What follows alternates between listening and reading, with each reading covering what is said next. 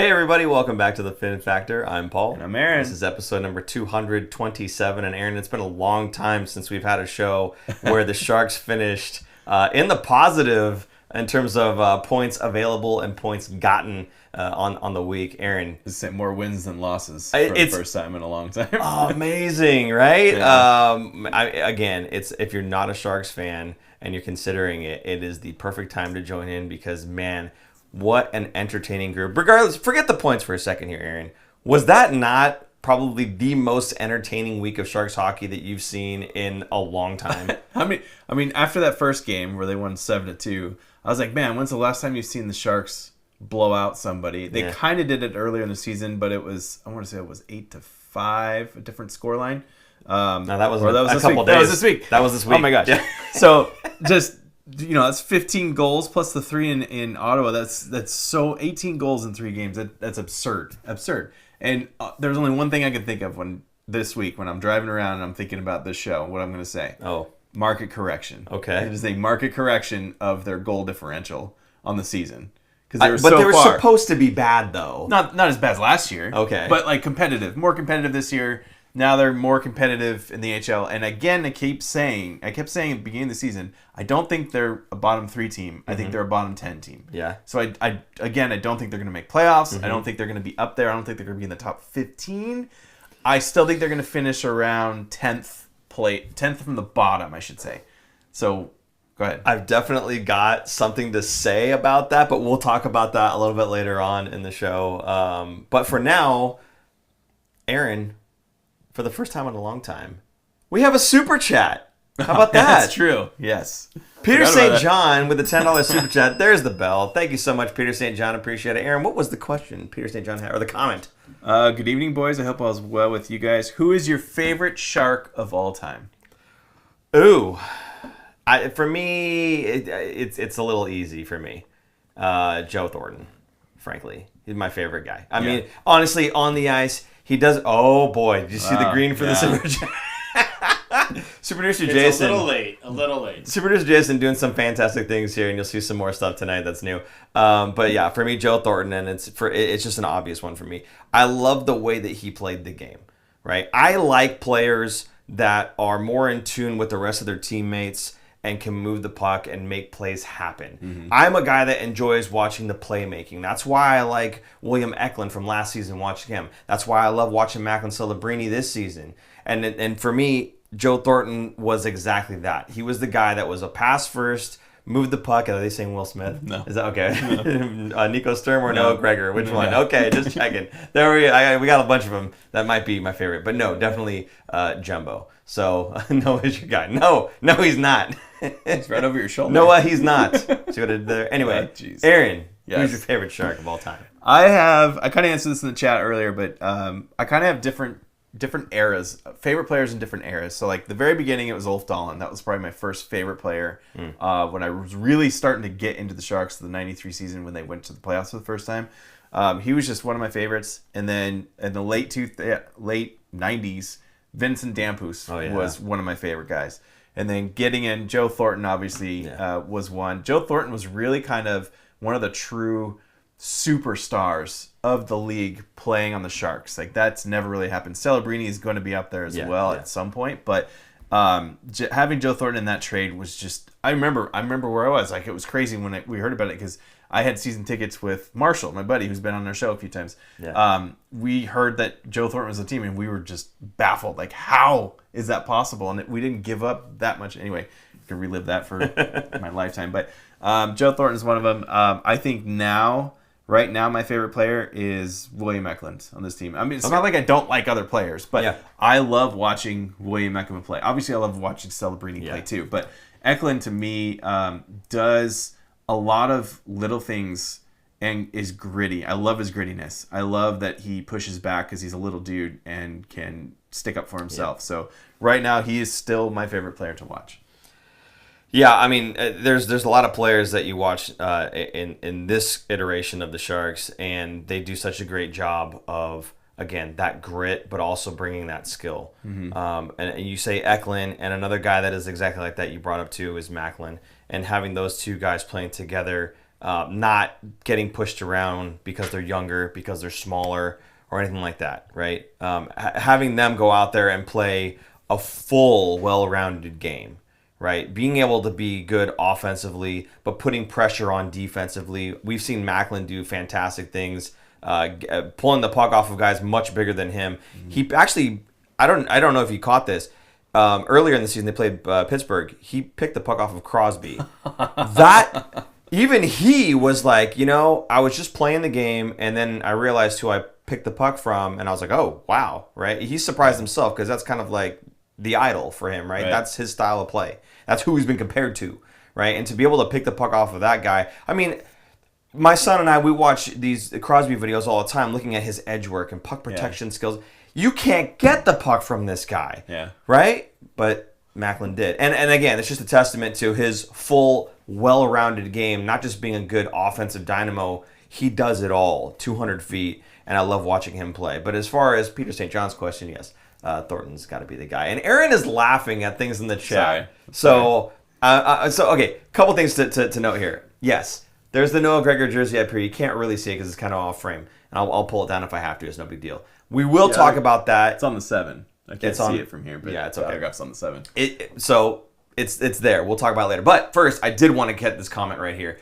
Keith says, greetings, Paul, Aaron, super producer Jason, and the Fin Factor family. Hope everyone had a wonderful Thanksgiving and having a wonderful weekend. Take care and stay healthy. Thank you so much, Keith, and we hope you had a wonderful Thanksgiving as well. Everybody in the chat, hope you guys had a great Thanksgiving with friends, family, or whoever you're celebrating it with. Keith is overseas, too. He's not in the States. Oh, okay. Yeah, if I'm not mistaken. Thank you for checking in on us overseas. So that's awesome. Actually, if you guys, the rest of you, can do us a favor and get more people from overseas into the chat right now, that would help us a lot. Get your Sharks friends and family in here. The conversation's way more fun when we have more people in there. So there you go. What are you laughing about? Paul's blind and can't read all of these. It's not that I'm blind, it's that I'm not looking at it. What do you want? Ben and Gunsry is just is he railing? Does anyone notice Will Smith's performance since Paul called him out last week? Followed by Paul needs to call out the entire team, and we'll be taking over the league in no time. Okay. I told Aaron before the show, and I won't do it right now. I told Aaron before the show, do not get me started on Will Smith tonight, okay? I know he had points, and I'm happy for him. But don't get me started on Will Smith tonight, because I watched the games, and I watched his shifts specifically because I was thinking, I really want to see if it's just me, and I just happen to see a few things here and there. I'm watching the games, and this is why I didn't want to start in. I'm watching the games, and I'm seeing the same pattern of things that NHL players should not be doing. He's getting points, and I'm happy for him. I don't want you guys to think that I hate Will Smith, and I think he's a bust. That is not the case. I like Will Smith. I just think he needs to do more outside of the little things that he's doing and scoring points. So, before I rant too much longer on that, we're just going to jump straight in. Is it too late for the rant? No. I could go off for 15 minutes straight, Aaron. Don't make me do it. No. Okay? Don't make me do it. He doesn't want me to sit here and talk that long, okay? You guys probably don't want me to either. Although it sounds like if I keep calling people out, we're going to be a fantastic team. So, I'm just saying. I will take the credit for that one. There you go. Anyway, Aaron, we did have some games this week. As we said, 4 of them, and the Sharks did extremely well. Starting off with the first game against LA, a 7-3 win? 7-3, 7-2. 7-2. 7-2 win. I gave him too much credit. It was just a fantastic game. The Sharks go 2-2 throughout 2 periods, and then they just explode in the third.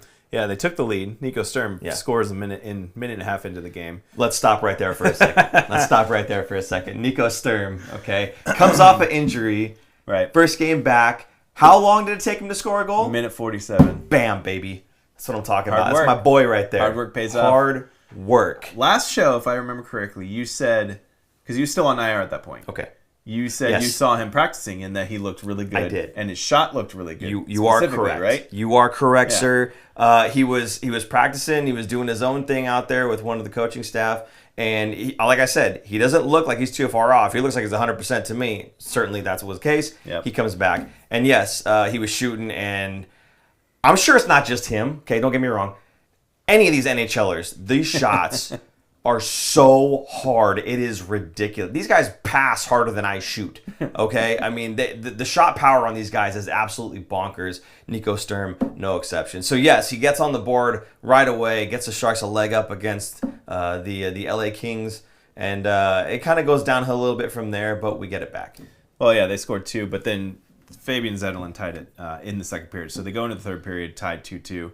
I'm thinking, okay, they're playing okay. It wasn't bad. It wasn't a bad game. I thought the Kings had a better second period. Obviously, they got 2 goals to our 1. But come out in the third period, and the Sharks scored 5 goals, which I thought I had this. I do have a Darren Stevens post here, but this is a little different. It's one of the first times in a long time the Sharks have scored 5 goals in one period, let alone the third period. Yeah. So that was pretty crazy. And I don't believe none of those were empty net goals, if I'm mistaken. It shows 2 power play goals, but no empty netters. Yeah, no empty netters. So, I mean, that was 5 legit goals scored. It would be goofy if there was an empty net goal in there, too, because that would mean the score was like 6-2, and then they decided maybe we can come back. Yeah, so, or like earlier. But I think I had sent this post out to Riddick. Riddick was in goal. Not so good. He had 14 saves on 21 shots. Not so good. I remember sending out my own Blue Sky thing going, man, I bet all the East Coast fantasy hockey players that went to bed thinking Riddick got the win against the easy Sharks team are waking up pissed, letting go. He got in 7 goals in this game. They didn't pull him. So he got all 7 against. That's pretty rough. Yeah, a .667 save percentage is pretty bad. Yeah, that's rough, man. Anyway, okay. Was there anything else on this? Celebrini had a 3-point night here, right? Celebrini had a 3-point night, and this is his first 3-point night of his career. So I have this Darren Stevens. If you don't follow Darren Stevens, you should definitely follow Darren Stevens because he has some fantastic out there stats. I call them like kind of baseball stats because they give you so random stuff, but it's cool.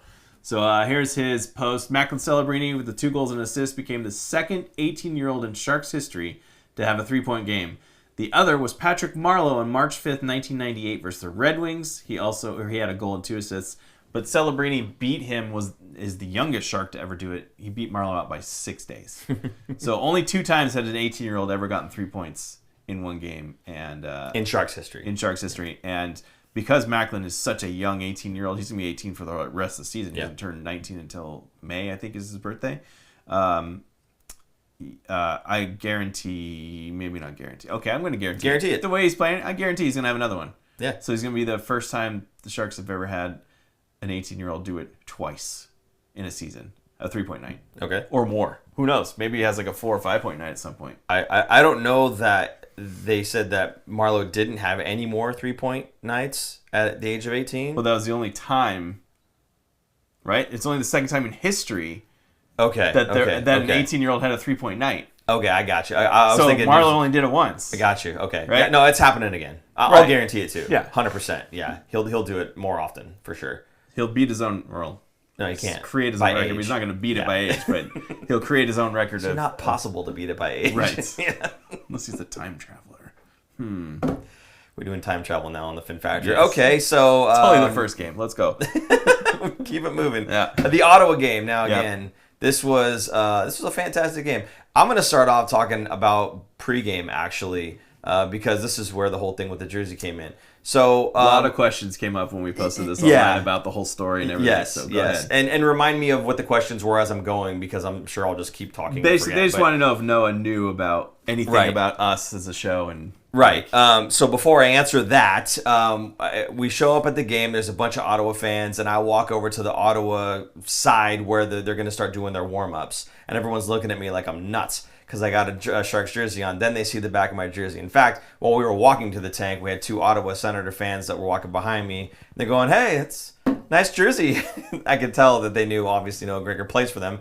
And so they were like, "Yeah, it's why would you have that?" I'm like, "Oh, it's funny. I lost a bet." Like that was it. I kept telling people that, the guys that I was standing with by the tunnel, we were waiting for the Ottawa Senators. Why would I be at the Shark Tank waiting for the Ottawa Senators to come out, right? But so I'm standing over there and they're going, "So that's weird. You have a Noah Gregor Sharks jersey." I'm like, "Yeah, I lost a bet." Like that was my story the whole night, right? So anyway, they start coming out. Yeah, they're laughing. Yeah. So they're coming out of the tunnel, and I'm just standing there. I'm just holding the jersey up like this as they're walking past. And I'm like, somebody's going to see it, and they're going to go, "Hey, Greggy," right? And so Noah walks right past. He didn't notice it as we were walking out. I was like, cool. I didn't want to be like, "Hey, can you get my jersey high?" I want to do all that stuff. They go out there doing the warm-ups, and I see him every once in a while. He skates by and just kind of gives me the glance over real quick and sees. I'm like, okay, I'm pretty sure he got an eye on it, and I'm just standing there. He did a triple take because he's like, does someone really have my jersey? Not only does someone really have my jersey, but does someone have my jersey from the Sharks? And it's this one, not like the, you know what I mean? It's the Seals. This is the Aaron Schultz special, right? It's the Seals replica. Yeah, so it's the Aaron Schultz special here. So I'm standing there holding the jersey up, and he finally comes off the ice. And as he's coming off the ice, he's making eye contact with me. He sees me like dead on. I'm like, okay, for sure, right? So I didn't say anything. I just like this, and I'm smiling. And he walks right up to him. I go, "Do you mind?" He goes, "Nah, let's do it." Like, great. So I put the jersey over, and he goes to sign it and everything. And Super Producer Jason, we got some pictures of this, right? Yeah, there you go. See, he was smiling and signing. Now, the question was, did he know? And I can understand why you guys might think that, because look at the smile on this man's face. He's like laughing. It looks like he's laughing. Like, I get the joke. Let's do it. So here's the thing. Actually, the reason he's laughing is because I said, hey, these Ottawa fans behind me said you got the best hair in the show. What do you think about that? And he goes, that's great, man. So... again, nice guy and everything. A wonderful one-time 10-goal scorer, and he signed the jersey for me. What a guy, So there it is. In fact, we got a picture right there. I don't need to bring it down, but anyway, it was a fantastic experience. Kind of meeting up with him there and getting him to sign it for me. But no, he does not know about the show, as far as I know. He didn't bring it up at all. Anyway, if he did know about the show, he probably wouldn't have signed it. I'll say that. But yeah, so that's how the night started off, and it was fantastic. Thanks to the Ottawa Senators fan who took those pictures for me on his phone, and then we waited like 5 minutes for the airdrop, man. I'm telling you, Apple has got to work on that. Regardless, the other fan took my phone and took a picture while I was holding it up. So again, if you guys are watching, because I did mention that I'm on the Fin Factor, and I told them what that was all about. So if you guys are watching us, hey, thanks for doing that. Appreciate you guys helping me out with that, making a good moment there. It was a lot of fun. What did Ben say? Even the Sens fans know Noah's only a 9-goal season player. He's on pace for 8. Exactly. Thank you. See? So, still, plus or minus 10. Like, he could get there. If he goes on a streak. Minus 10! He got a hat trick. He's going to get there. On the last game. Stop it. No way. Peter St. John, it was fantastic, buddy. Again, really cool experience, and yes, now I have a great Noah story. So story time. It'll be on our set. We're gonna rotate these, by the way. We'll see. Yeah, around in different shows. So I was thinking about maybe pulling this over to the white section. It looked kind of cool in the white area there, but I don't know. We'll figure it out. We'll do something for you guys. Hey, Brycar says great story. Thanks a lot. Appreciate that. Yeah, so it was fun. It was great to be able to do that and then share that story with you guys. Obviously, just a strange sequence of events with Aaron getting pied in the face, and then the next season he buys me this jersey as punishment. I wear the thing all the time because I think it's hilarious. I think it's great. I think it's funny. Yeah. And it just so happened to have tickets to the Ottawa game where he was supposed to be scratched. Right. They were saying... Did someone get hurt last minute? I don't know, but they were saying, the chances aren't very good for Noah Gregor to make the lineup. And then you sent it out saying, oh, sorry, Paul, you're not going to get it. I said, check yourself. Because I got this thing signed. Fantastic. A lot of fun. And again, if Noah or his uncle, who happens to be a writer, I believe, or radio host. Any of you guys happen to be watching, it's all in good fun. And I wish him all the best again. So again, thank you, if you are watching, for signing that jersey. It's a good story. So there you go. Anyway, there was a game that night as well, and the Sharks dominated from start to finish and still find a way to lose this game. The main thing for me here, and I don't know if you want to talk about the first periods first, but the main thing for me was the third period. Mm-hmm. The Sharks held the Ottawa Senators to a single shot on goal, and it went in. I thought they played... This is the game that Warsawski wants them to play. Yeah. They finally play it. They finally do a full 60-minute game of limiting shots because they only had 11 total for the game. And, of course, they get the loss in the one game. I mean, talk about a game that you need a total buy-in of like, holy cow, coach is right. If we do all these little things, like this is the good that's going to happen. Yep. And they end up getting the loss. But that was tough. Just terrible puck luck in a way. I mean, there were some good saves in there, but... the Sharks absolutely dominated. I was weirded out because I'm like, I'm not used to seeing that shot total being such a disparity the other way. It's usually the other way around, right? Yeah. And you're kind of like, oh, wow, the Sharks have 3 goals on 11 shots. That's funny, like normally, but not tonight or that night. So, that was weird. Now, we do have a clip after this game of your boy, Will Smith. No, don't say my boy. Don't say my boy. So he... he was questioned about basically kind of what we were just talking about. Yeah. What the mentality was in between periods and what they talked about, and how tough it is to kind of lose a game like that where you feel like you're absolutely dominating every sense. So I will say, go on. Let's roll the clip, and I'll say something afterwards.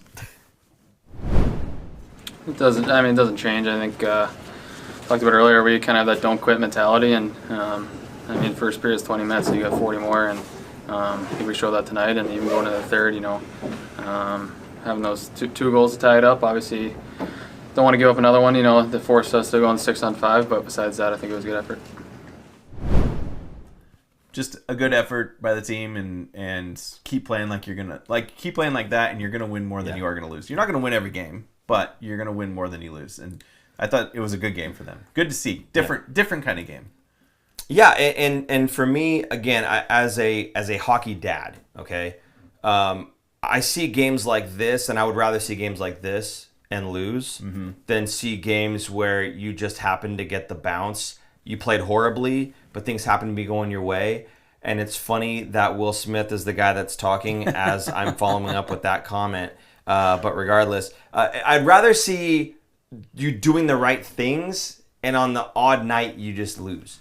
Because if you're doing the right things, you're creating those good habits, and that's what's going to make you prosperous, if you will, throughout the season, as opposed to, oh man, we rolled the dice and we didn't play that great, but man, we got the win. That's not sustainable, right? So I'd rather see nights like this where they absolutely dominate. 39, was it? 39 to 11 in shots? 39 to 11, yeah. And you lose by 1? I'm cool with that. I'm fine with that. I mean, some goalies are going to steal games. Yeah. In a way.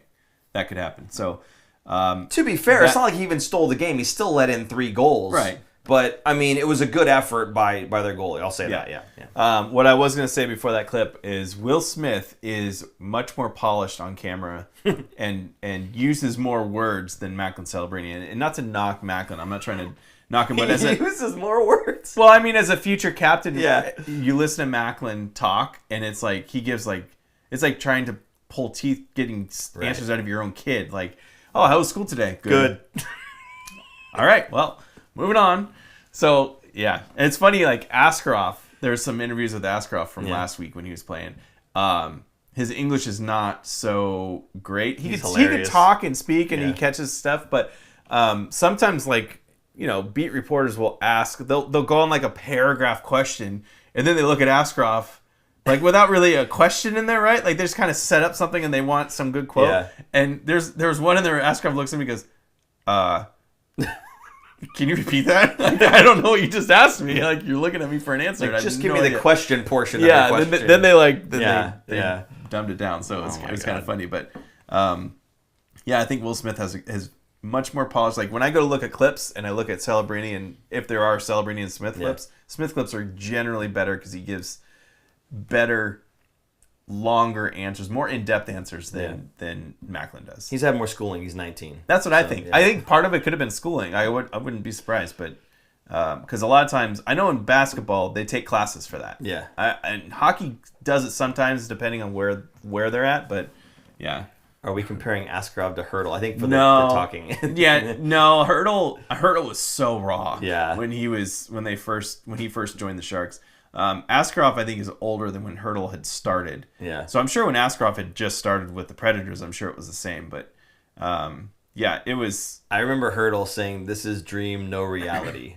Like, that was his quote when he scored the 4. This is dream, no reality. It's basically it's not real, right? It feels like it's not real. What's the main quote? Fun must be always. Fun must be always. Yeah. So it's not quite like that. I would say Askarov's a little bit more. He's got to step forward more than Hurdle did at this point with his English. He was older. But certainly when you're asking a guy who English is not his first language, you're asking him like a paragraph setup before your question, and he's just like, "What do you want to know? Where are you going with this?" Yeah, he's a funny dude too. He if you watch his interviews and stuff, the post games and whatnot, he's a funny guy. The gaff that he made is like, we don't want to talk about that. He's gonna be such a great interview next season, or even later this season when he eventually gets more playing time with the Sharks. Well, I think once his English gets a little bit more polished too, it'll be a lot funnier too. Yeah, so good stuff. So that was a very good game. I thought the Sharks pull out a loss Almost somehow came back again. Yeah. Like they pushed and they were right there. Again, you cannot turn off a Sharks game anymore. Right. Doesn't matter how many goals they are behind, you can't turn the game off because they're more entertaining for one. Yeah. Even if they're losing. But they always push and play hard and never give up, which is another part of thing of kind of like what Will Smith, like they just don't give up anymore. Yeah. And the next game here is the same way, right? The Seattle Kraken, the Sharks play against Seattle Kraken at home in San Jose. And this is one of those games where the Sharks did well, but then Seattle comes ahead, and we had Seattle fans around us that were like cheering, and we were just kind of like, okay, shut up now. And then the Sharks started really turning it on, and it was just kind of like we're clapping and staring at the Seattle fans. Just you like that? Like you want more of that? Yeah. The Sharks absolutely erupt. Now, earlier in the week, it was a 7-2 win, so the differential not quite as big, but they score 8. That's a ton of goals for a team that's like coming out of their rebuilding phase and they're starting to build up a little bit. That is a ton of goals for a team that should not be scoring that many goals. Yeah. And there's a couple markers in here. Ethan Cardwell got called up and got his first NHL goal, which is cool to see. You're going to see some more milestones, I guess, during the season with more guys getting called up. But it was a lot of back and forth and exciting. I couldn't believe how many goals were in this game. Because that's a lot of goals for both sides. Like, just, it's not very often in the NHL you score 5 goals and lose in regulation. Yeah. So that's a lot of goals. It's kind of a throwback to the 80s era. But I thought for a team that doesn't have a lot of scoring punch compared to other teams, the Sharks did very well. Now, Seattle is kind of not as good as I think they were 2 seasons ago, when I think they made playoffs 2 seasons ago. I don't think they did last year. I can't even remember, but they're not as good as they used to be, or as tight defensively as they used to be. So they're a little bit looser. And I think this is what, going back to the beginning of the season, when I said the Sharks are going to finish over Seattle and Anaheim in the division, and that made me feel really good about myself. Going back and thinking about after 2 wins against Seattle back to back, going, I was right. It's vindication in a way. Good. Makes me feel good about myself. I'm very happy for you. Thank you. I said Calgary. Calgary's actually doing really well. Calgary's a better team than Seattle. Yeah. Well, you can't get them all right. So no. Once in a while, I miss. It's okay. So this game here, actually, I have this knack for going to games and starting off the pregame with some cool stuff here. You get to the games really early then. Well, sometimes. Usually. Yeah. You know why? Because so the tickets were actually from a buddy who's out of town. He's in Toronto doing Thanksgiving up in Toronto with family. And so he's like, I can't do any of the games in November. Would you like the tickets? I said, sure. So I got the Ottawa game. That's how I got there. And I was with my son. And the funny thing is, in that game, actually, I was at the Ottawa tunnel, and my son was at the other side. So we were on opposite ends of the arena. Actually, in that game, Macklin flipped a puck to him, but some other kid reached over and grabbed it. And then Macklin saw that and went, hold on. And he flipped another puck to him, and somebody else reached over and grabbed it. So this is just a public service announcement, okay? Not just because it's my kid, but a public service announcement. When a player is clearly targeting a certain kid, especially if it's a kid, you generally want to let that kid get the puck. Was it an adult or a kid that took it? Somebody who was taller than him. I'm assuming it was my son's not that tall anyway, but like it's a kid that was taller than him, like so probably like a teenager or like a parent, Yeah. So I don't know because I was on the other end, but he was like, oh, gotcha. Yeah. So they reached over and grabbed public service announcement. Again, if a player is targeting a kid, a child, generally you want to hand it to them. Even if they're not, if you're an adult and you grab a puck and there's a kid that's been waiting by the glass for a puck, pick one of them and give them a puck. It's kind of like in baseball. You get baseball, right? Hand it to the kid, thing. right? Thing. Yeah. Same exact thing. So just so that you guys are aware, if you don't know that there's like a hockey etiquette kind of thing, there is. And it's similar to, again, the baseball thing, if you're more familiar with baseball. Anyway... in this game, we showed up early because my son wanted to get a puck. Nick says to bring him next time. Bring he'll Nick? box out everywhere. Yes, Nick is 6 foot. Good idea. I love 6? that. Is he 6'6"? I don't know. He looks 7'7". He'll tell us in the comments. Well, This everyone guy. looks 7'7" to you. Good Lord. Nah, come on now. Come on. Nick is a gigantic human being. Nick, I will take you up on that offer. Anyway, so we get there early and he's trying to get a puck. And I'm like, buddy, look, we showed up a little bit later than the last time around because I wasn't trying to get to the tunnel this time. And he goes, yeah, there's a lot of people all the way around the boards. So, okay, fine. Get behind the penalty box or get behind the bench. He's like, okay, cool. He gets behind the bench. Tara Sloan comes out. You guys know who Tara Sloan is. She does a lot of the stuff with the camera work and everything, right? Her camera guy is pointing at her, but the guy that's helping the camera guy's got her back to us. And I put on my phone and said, hey, hi, Tara. And I made a big text. And I said, hey, do this. Because we've seen her before and just like, hey, Tara. She recognized us last time. Yeah. So I go, yeah, just put that up to the glass. He puts it up to the glass. Super Duper Jason, I think you do have a picture. There it is. So the first tweet was, thank you, Tara. You made this fan's night. And it's him holding the puck. And she replied with, he made mine too. And that's the picture of my phone. Actually, you can see right there the guy with the black stealth jersey with the text over his face from the glare. That's me. You can see, that is you. I can tell by the hat. You can see the hat. Yeah, there you go. So that's my son. Who's a random creeper in the background just staring? That's me. No, so there you go. So there's my son Jace. He got that puck. He was super happy because Macklin tried to flip him a puck 2 nights ago twice, and he got this one. The cool thing about this one, Tara grabbed it before it had even touched the ice, so it's brand new. A stick never touched this puck. Yeah. It never slid across the ice. There's no scratches on it. It's perfect. So he was very happy with that puck. So again, Tara, thank you so much for making that young fan's night, and I'm glad that we were able to make your night too. When we showed her the hi Tara, she was like, oh, and thank you, and whatever. She was super cool about it. It was just awesome pregame fun experience again. So if you want awesome fun pregame fun experiences, get me a ticket and I will go to the game with you. So there you go. He knows all the tricks. I know. Oh, nah, not really. I'm just me. I have an aura. Nick is also 6'6". Yeah, and Nick is bring Nick to Bring Nick. Bring Nick. That helps. Fantastic. Nick will put you on his shoulders, Paul. And you can reach over the glass. I can reach over the glass easily with yeah, for sure. Okay, so that's what I want to say pregame on the 8-5 drubbing of the Seattle Kraken. This again was a Sharks home game. Now there were a lot of goals. I don't know if we want to go over all of them necessarily, but there were a couple that kind of caught my eye here. And one of them was Will Smith. And again, this is Will Smith flips this puck and creates a 50-50 puck battle, which is not exactly what you want to do, but hey, it's cool. It worked out. It's great. No problem. Okay. And I know what he was trying to do. He was trying to do the right thing. Good on you for trying to do the right thing instead of just dumping the puck, right? That's a dumb play. But you tried to flip it, and I get that. Awesome. However, again, the work that was done here was Clean the Dream Costin, taking that 50-50 puck battle and winning it, and then getting the puck over to who was it? Granlund? Yeah, Granlund, who just snipes this thing. Oh, it was gross. Yeah. Did you see this goal right over? My God.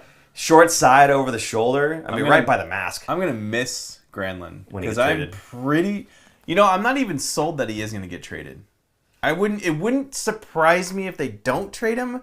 Like, if, let's say the market's just not so hot for him because his salary's just a little too much for some teams and Sharks can't withhold it. I would be okay if they extended him for 2 years. I was thinking the same thing. Because that line of him, Zetterlund, and Eklund...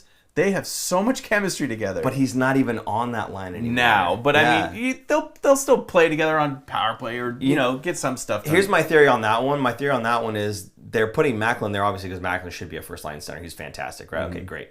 But I think what they're doing is they're seeing, okay, what happens when we trade Granlund? Yeah. Right? Are our top 2 lines still, going to be working? Would we even need him? You're also creating chemistry in case of injuries exactly too, in case of the trade. People. Yeah, trades or injuries. Like anyone at any point could go down, and they would need to mix it up. 100%. But I'm with you. I like Granlund, and although it doesn't necessarily make sense to keep him, I would love to see him stick with the team because I don't think the Sharks are far away from being a bubble playoff team.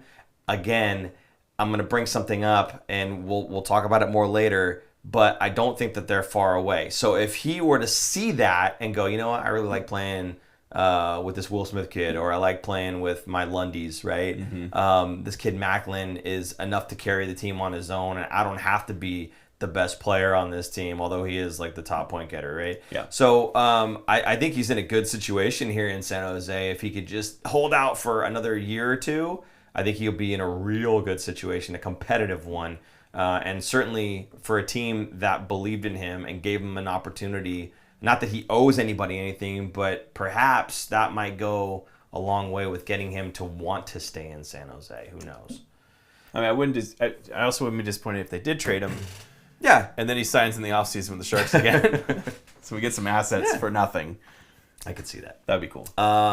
But see, this one here, now, again, I just said Will Smith flipped the puck. That was a secondary assist. But again, the main work, the main work that was done was Klim Kostin winning the puck battle. That was the main thing that made that happen. Give the man some credit. I'm telling you, and I don't want to go off, but I will. But the main thing that happened there to get that goal was Klim winning the 50-50 puck battle. Now, here is an example of a secondary assist that did cause the goal. This is when Macklin Celebrini wins a puck battle on the wall. He does the work to beat his player physically. Gets the stick, goes through the hands, takes the puck, wins the puck battle, puts that player on his butt, right? And now he's off to the races, and now he makes a play. That is what causes the other goal that I want to talk about. It goes to Eklund. Now this one here, Eklund, we talk about, the primary assist for Klim Kostin, that's what helped cause the goal. Eklund almost screwed this up. Right? So when you say, Eklund, in this one, he got the primary assist, he must have done something great. No, Eklund bobbled the puck and lost it. Eklund grabbed the puck, tried to pull it back into a toe drag, and lost it. And the defenseman poked it. But who comes in like Superman? Wallman. Just Statue of Liberty, just coasting in from the blue line and pounds this thing, laser beam over. I mean, Eklund saw this thing. He saw Wallman load up, and he was like, oh no. You could see him jump in the air and tuck his knees up like, please don't hit me. And he fired this thing, an absolute rocket, just threw a dart into the top corner. And, what a goal. But again, what causes that goal is Macklin winning the puck battle to gain possession and give the Sharks that opportunity. Eklund almost screwed it up, but Wallman came in and just blasted it. Yeah, that's one thing we haven't talked too much about, or someone we have not talked about. Wallman. Oh, he's fantastic. He is, I just had it up here. Yeah. Fourth on the team. Tied in third was Fabian Zetterlund. He has 4 goals and 15 assists, 19 points in 22 games because he missed a few games. So he also leads the team. Let me double check that one. Tied with Zetterlund for the lead in plus minus. Not that plus minus is huge, but on a losing team, and you're a plus player, you're doing some good things. Didn't we say, I want to say last week, we said they were both +4, Zetterlund and Wallman. Look, a lot has changed in a week. So but my point is, both of them went up +5. Yes. Right? It's not like one went up, one went down. I mean, these two players, again, say what you want about plus minus, but I feel like it's still at least a little bit telling, and it's what they have available to us easily here. I'm looking in the league. He is 12th in scoring for defensemen in the league. Jake Wallman. And remind me, how did we get Jake Wallman? Right? Detroit traded Wallman and a second-round pick? I forget what it was, the pick. I can't remember either. But anyway, basically they just unloaded. They got rid of him. Yeah, right? For future considerations. Like, are you serious? It's a proverbial bag of pucks. Right? And he's, what did you say, he's 13th in the league? San Jose with Detroit traded a second-round pick for future considerations. Oh, my God. That's just... You have to be as the was it Yzerman, the Detroit GM? Yeah. You have to be scratching your head like, what did I miss? What did I miss? Right? I think he was highly touted, but But you gave him away. I think it might have been character issues for them. Oh, because of the gritty? Yeah. There wasn't just the gritty. There's other stuff off the ice that kind of, I think, irked them a little bit too much. But that second-round pick, now the Sharks had 2 second-round picks this last draft. Igor Chernyshov. Yes. Who, by the way, Graham said should have gone like 20th overall, somewhere in there, I think. That was the actual Sharks pick because that was 33rd. Yeah. So I'm guessing it's this pick, the Leo Celine Wallenius, which is a defenseman. And that is also considered a steal. Yes. For this guy. Yeah. So the Sharks getting rewarded for taking one team's garbage and turning it into gold, along with the draft pick that could also turn into something. So Detroit also didn't have any money. That was part of the reason. So it was kind of a salary dump in a way. Sure, but you would think that you'd be able to get a pick for him, not send a pick with him for nothing, right? Let's take this salary off of our hands. Yeah. Because we don't want the player and we can't bury him in the minors. So here you go. He was getting scratched, I think, too. I guess. So, I don't know. I feel like that could have been handled better, but whatever. Yeah. I'm happy. I'll take him. I have no problem with that whatsoever. Yeah, he's been fantastic. So, Red Wings traded Wallman because they wanted cap space to sign Kane Tears. Yeah, okay, great. But, like, you would think that, again, you'd be able to say, hey, you know, he's a solid player. Give us something in return, not future considerations. And, take a second along with them. Chernyshov was a consensus 28th pick, but fell because he needed shoulder surgery. Okay. So that's why he fell a little bit. Well, for a consensus pick, maybe. But Graham, the guy that's been on our show, and he's been pretty bang on with his picks. He's also a Russian prospect guy, so he knows the Russian guys better. That's true. Yeah, fair enough. Okay, what else? Oh, I wanted to say a couple other things here. Eklund, on one of these goals, Eklund was hunting the puck down again. We talked earlier about, Eklund and Macklin both kind of doing the same things, hunting the puck, being physical. Even though they're not the biggest guys, you still can be physical and use your body. It doesn't mean you have to pound people into the glass like a Douglas Murray would, but you can still use your body as a shield, pushing people off of pucks, things like that, skating through hands, things like that can make you a physical player, an effective one defensively, and one that can rip the puck away from the competition. So Eklund does this here, is able to get the puck over to Zetterlund. Zetterlund finds Macklin, and Macklin, again, just that wrist shot is deadly, absolutely deadly. He fires this thing in, and it's just a beautiful goal. So that one there. I also wanted to call out Ethan Cardwell getting his first NHL goal, and oh my God, what a celly. He was so happy, screaming, jumping at the glass, and they showed on the Jumbotron. I can only assume it was his mother, because this lady was in tears. Oh, that's just awesome. Absolute tears. And Mama Cardwell, if you're there and you're listening, or if you happen to see, I'm sure we'll turn this into short. If you happen to see this, congratulations. All that hard work paying off. All those early mornings that you drove him to the rink, I'm sure, paying off. Cardwell goes and gets his first goal. He has a podcast too, I believe. Cardwell? Yeah, he does. And he does it with somebody else. And I think it was The Road to the Show or something like that. Yeah. I think that was the name of it. I really don't know, but I don't watch anybody. But I think he has a podcast, and I think it's called Road to the Show. And he does it with somebody else, or he has other players, something like that rotate in. I'm not sure. They're gonna have to change the name of it because he got a goal in the show. Yeah, he got a goal in the show. So anyway, good on you for doing that, bud. And that was just a fantastic moment. Also, Kleem, again, the dream, Kostin, going with the Gordie Howe hat trick in this game. He's got the goal. He's got the assist. He drops the gloves. She was not there, by the way. She wasn't. Okay, some fan was very emotional. The post-game. Yeah. Okay. He said the post-game his mom was not there. Okay. Maybe they asked. Maybe grandma. I don't know. Yeah. I don't know who it was, but okay, she wasn't there. There you go. Well, somebody in the crowd, like I said, they had the Jumbotron on it, and this lady was in tears. So maybe girlfriend's mom. I have no idea, but someone was very emotional. That's all I'm saying. The reason he said that post game probably was because they showed that lady on the Jumbotron. And they assumed, like I just did. Regardless, good on him for doing that. But again, Kleem, Kostin, Gordie Howe hat trick. I don't think we haven't seen a Gordie Howe hat trick in a long time from the San Jose Sharks. Man, who would it have been? Vander Kane, maybe? Yeah, maybe Kane. I don't know who else would have got a goal and assist along with the fight. There's not even that many fights anymore on the Sharks. Yeah. But he drops the mitts and does a hell of a job, actually. Yeah. Beat that fool down. It was pretty nice. If you haven't had a chance to watch that one, definitely recommend you watch that. It was a hockey fights or whatever. That one. Anyway, so anyway, that was basically that game there. It was a fantastic game to go to. I'm glad that we were able to do that. Will, if you're listening, thank you so much for giving me those tickets for both games. Created some awesome memories. Do appreciate that. And that puck is just pristine. Anyway. Memories for life.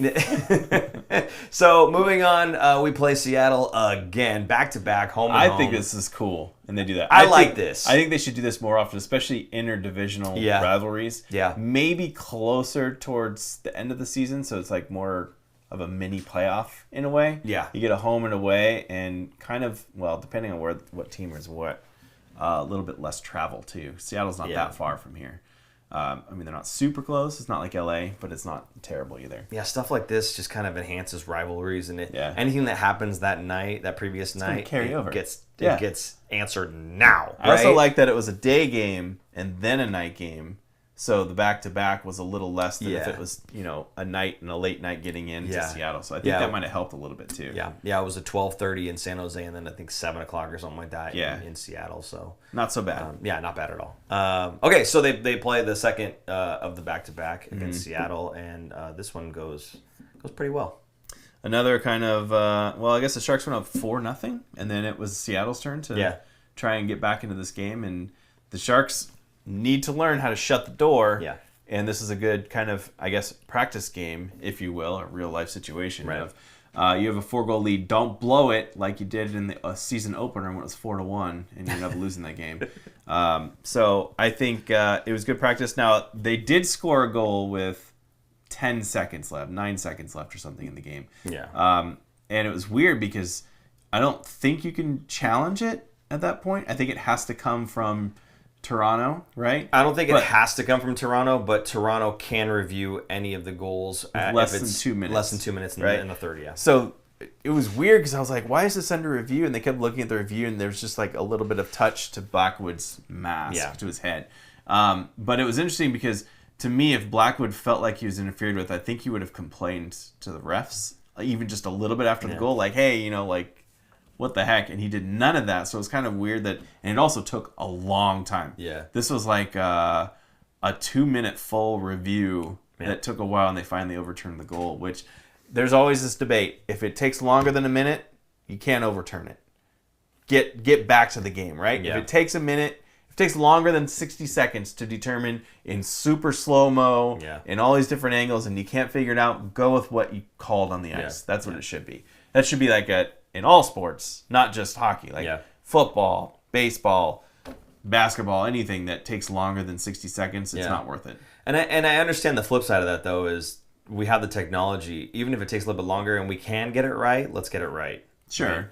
Right? But if you can't figure, if it's so close, right? Like these Split offsides, hairs, right? Yeah. Well, let's see. If we had a duck's hair, or a feather, would be able to put it in between his skate and the blue line there? Like.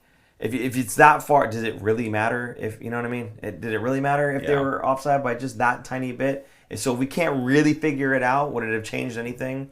No, then let's just move on, right? So yeah, I get that, but I also get the flip side where if we can get it right, then we should. Let's just try to get it right. Toronto called this one in to review it, and it's like they woke up from a nap because it was 3 a.m. for them watching this game, and they had to figure out what was going on.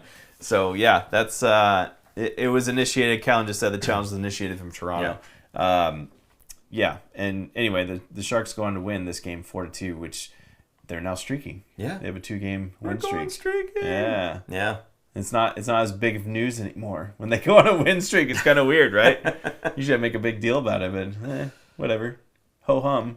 On to the next one. I'm telling you, man. There's and again, we'll talk a little bit about it later, but there's this team might surprise some people. Okay, this team might surprise some people.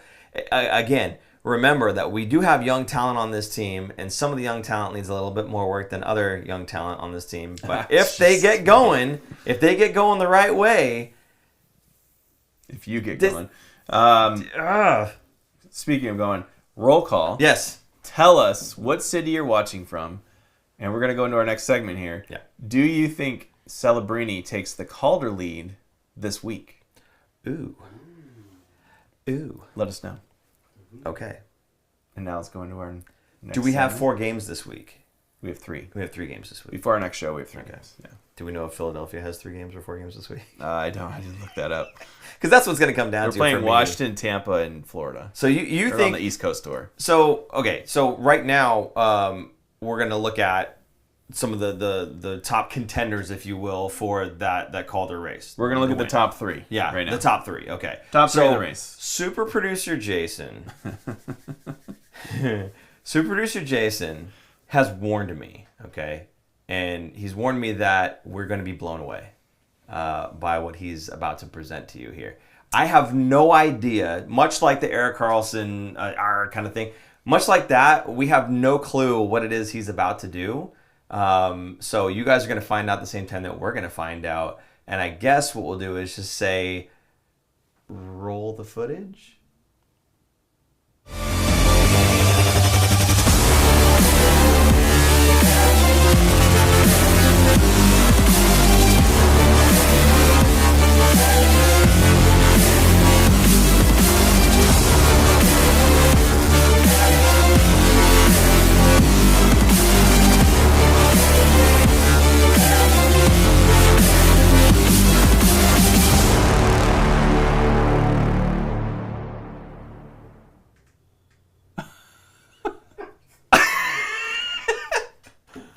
Okay.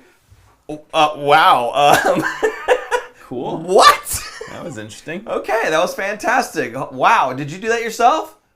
Look Yeah. at you. My goodness. What are we paying him?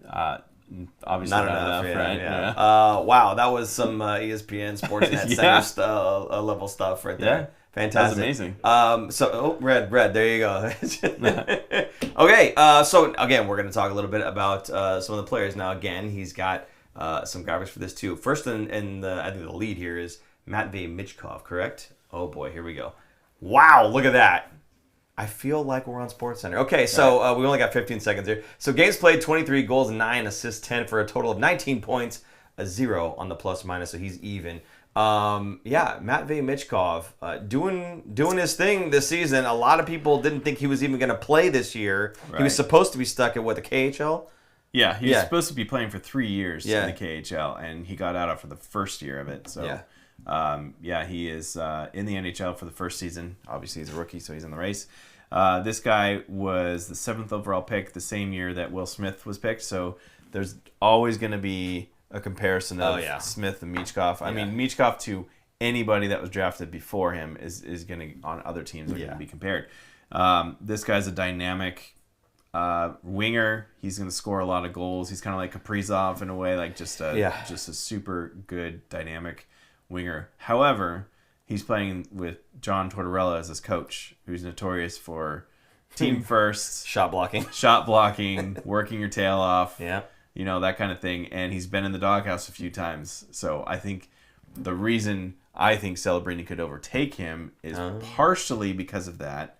You might get, now I'm not going to say he's going to get scratched, but maybe he gets benched in a game or two, you know, and goal scorers are going to go cold at some point. They're not going to score in every game. So I think that's why I think Michkov is not going to win this race. Okay. Well, the number 2 guy behind Michkov now, and we've got his profile coming up here. There it is, Logan Stankoven. Stanky. Such a great name. He plays, such a great hockey name. He plays center. 21 games played, 4 goals, 11 assists, total of 15 points, and he is a +4 for Dallas. Now, this is a guy again who's a little bit on the older side for being considered a rookie, but he's not had that amount of games played. I think it was by 1. He's yes. Now, and look at Eklund, right? Yes. Eklund missed it last season by like 1 or 2 games because he played 1 or 2 too many games the season before. So this could have been William Eklund last year in the Calder race, which he wouldn't have finished first because of Bedard. Yeah. But he would have been at least in the top 5 probably in scoring. So Stankoven's kind of the same way. He's got 24 games of experience, which is I think the most you can have to be in the race. Yeah. And he's already at 21 games. So last year he had 14 points in 24 games. Right now he's got 15 points in 21 games, so slightly better. Yeah. He also had the experience of playoffs, which don't count. And Dallas went all the way to the conference finals last season. A lot of games. So he got a lot of games and even scored some good amount of points in it. So he has more like 4... How many playoff games? Let me look real quick. He played 19 playoff games. Wow. On top of the 24 games. So he has almost a half season of experience going into the season as a rookie. So it's kind of like, okay. Yeah, technically he's a rookie. Yeah. I think we just got a super chat. Yeah, we did. There you go. Brykar, can you put that? There we go. Hey, Brykar, thank you so much for the $13.99 super chat. How surprised were you that the Sharks won both games against Seattle?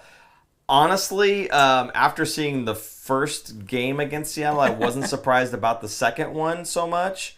But I honestly, I don't think I was very surprised. I feel like that they could be. honestly, I feel like this team can beat any team. Mm-hmm. They can beat any team. Not that they're better than every team, but they have the ability to put a W up against any team in this league.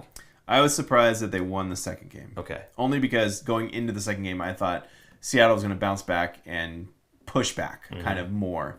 Once the Sharks got that fourth goal, though, that was like the dagger, because I think after they scored 3, they kind of scored them fairly quickly, if I remember correctly. I don't even have it pulled up anymore. Seattle took a timeout to kind of calm their players down. I'm like, okay, now they're going to come on and they're going to start probably scoring and getting it closer. But the Sharks got the next goal, and that was big. That was huge. So I was surprised that they won the second game. I thought they were going to split. After the first win, I thought they were going to split. Yeah. I was expecting them to, which is sad. I shouldn't have expected that. It was brutal that first game, though, because they knew they had the back-to-back and they didn't pull the cord. Yeah. Right. Or no, sorry. The other one. What's his name? DeCord was the goalie in the second game, I believe. Yeah. The first one was, I forget his name. But it doesn't matter. Grubauer? Grubauer. Yeah. So Grubauer got lit up, and they didn't pull him. And in that second game, I figure, okay, with DeCord in net now, he'll probably have a better game. But it's still, I like the way the Sharks are rolling. And I was pretty confident that they were going to do well in the second game there too. How surprised? Honestly, not very. I wasn't very surprised. I think normally, like especially like last season, if they had a win and then they had a back-to-back, immediately I'm thinking, okay, we're probably not winning that game. I don't care who it's against.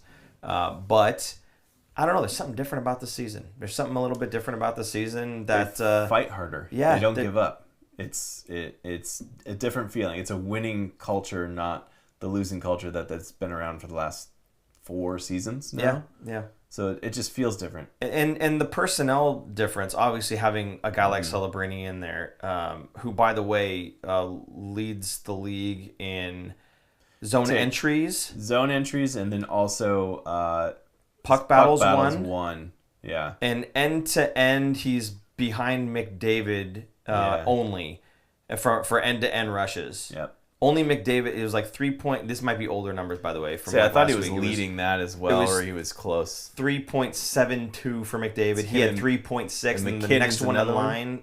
No, that was a different one. The end-to-end. End-to-end was a different one. Yeah, so it was like 3.72 for McDavid, 3.60 for Macklin, and the next in line was 2.60 for whoever it was. It's crazy. Yeah, it's absolutely bonkers. This is a kid that is able to bring the puck into the zone. I mean, even if he's contested, he's making it look simple. And yes, you're right. In terms of zone entries, he was number 1 ahead of McKinnon. And number 3 was McDavid on that list. Now, again, maybe older numbers because I think those were the numbers from last week. But still, if he can keep this up, which I don't know that he can, but if he can keep this up, I don't see why he can't. Oh my God. This is just his game. This is how he always plays. And he's going to get better as the season goes on, I'm sure, because he's going to get more and more comfortable with it. Let's pull up Celebrini's numbers. We haven't done him yet. We do Celebrini here. So Celebrini is actually tied in 3rd with Lane Hudson, defenseman for Montreal. But he's got 8 goals, 6 assists for 14 points, -2, which I would imagine is going to start changing soon because they're scoring more goals. Yeah. He is on fire. Now, we didn't post this, but points per game, he's actually leading because he missed a chunk. So don't forget, he missed, was it 7 games, 8 games? Yep. So that could have been another 6 to 8 points added onto his total. He would be, and if he had 6 points, he'd be leading right now with 20. So he is up there. Yeah. So points per game is Celebrini, Michkov, Fraser Minton, who's only played 4 games. I'm not going to count him, but Stankoven. I'll say Stankoven. So those are the top 3 right there that we just highlighted with points per game. And it's going to be a close race. I think it's going to come down to health and opportunities because I think Michkov is going to lose opportunities with his coach. You're probably right on that one. Frankly, I just... The way that Macklin's playing right now and the role that he has on this team, he is like the man on this team as an 18-year-old. And he's going to get every opportunity to continue getting points. Now, if you take a look at Michkov and his stats and you look at the power play points, he's getting a lot of his points through power play. Yeah. So if Philadelphia doesn't get as many power play opportunities, you're going to see his numbers dip a little bit too, I think. It's 9 versus 2 Yeah. compared to Celebrini. 2 of his 14 points from the power play. Michkov is 9 of 19. So, Yes. yeah, almost half. It's Yeah. almost split in half. If and refs tend to swallow their whistles later in the season than they do in the beginning of the season. Yeah. So we're going to see less power plays as time goes on into the season. So, yeah, less opportunities, I think, for Michkov. I think Celebrini, assuming he stays healthy, will overtake him. And I think even Stankoven, depending on how Dallas does. Dallas is kind of not doing so hot, and they should be better than they are and haven't quite put it together. I blame it on Pavelski retiring because he was the glue that held that team together. I mean, what happened when he left our team, right? Exactly. Yeah. So I'm not joking either. Like, Yeah. I'm not Yeah. surprised that is happening right now. So, so that's the Calder watch right there. And I didn't even mention he was the Rookie of the Month for November. Yes.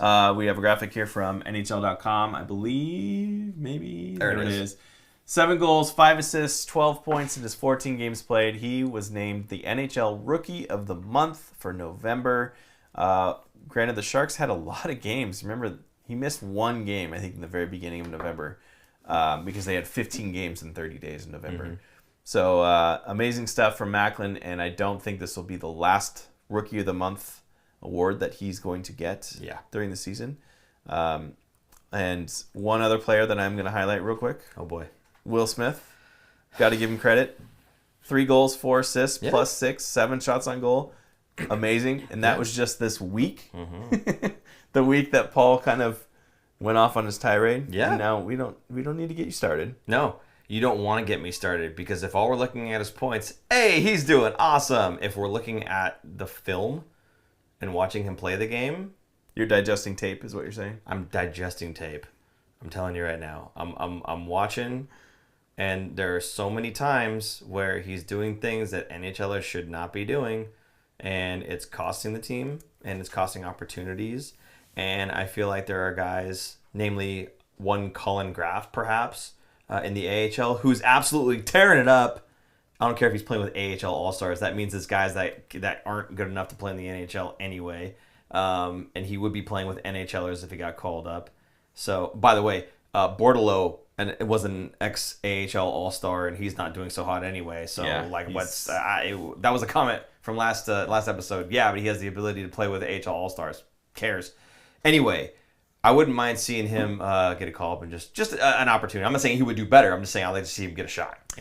One guy who I do think should be in the AHL, and I don't think it's fair that he's not, Yes. is Sam Dickinson. Yeah. This was the other first-round pick after Macklin Celebrini in last year's draft. He was 11th overall, I think it was. Yes, 11th. The Sharks traded up to get to that 11th pick. They picked Dickinson over Zeev Buium. I always mess that name up.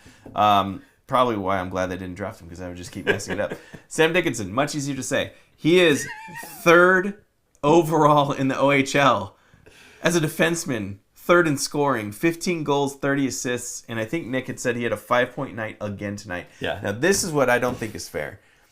What is the OHL's purpose? Is it a development league? It's a development It's a development league. Okay. What is best for the player's development?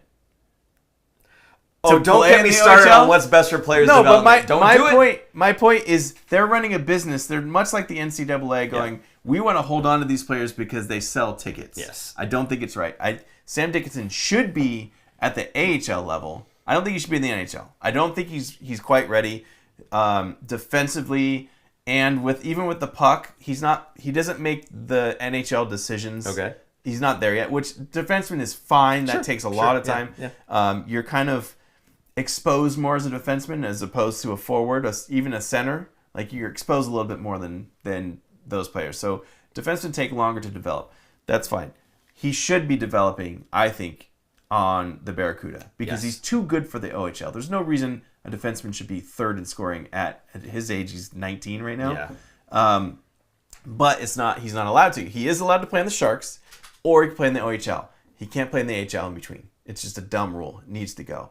And to me, it's not fair because it's the OHL that's limiting a player's development for their own good. Yeah. What's the benefit of that rule? It's for the OHL. Yes. That's it. No one else. It's not good for the Sharks. It's not good for Dickinson. It's not good for anybody except the OHL. So I think it's dumb, and I don't know if it's an archaic thing that just needs to get revised, but it's kind of their own survivability as a league. Yeah. Because otherwise, guys will be gone. They won't play. They'll just go to the AHL when they're like, screw it, I'm out of here, so I can get paid more. See, and the goofy thing is, like, if a player, let's say Dickinson played for London, right? Mm-hmm. If he's if he's capable of playing at the AHL level instead, wouldn't they want to hold that banner and say, hey, Sam Dickinson in the AHL right now at the age of 19, that was our guy. We created him, right? Yep. He was a part of our program, and look where he is now. And that's a way for them to bring in talent, right? Dickens is also 18. Nick just corrected me. His birthday's 18? in June. Yeah. Oh my God.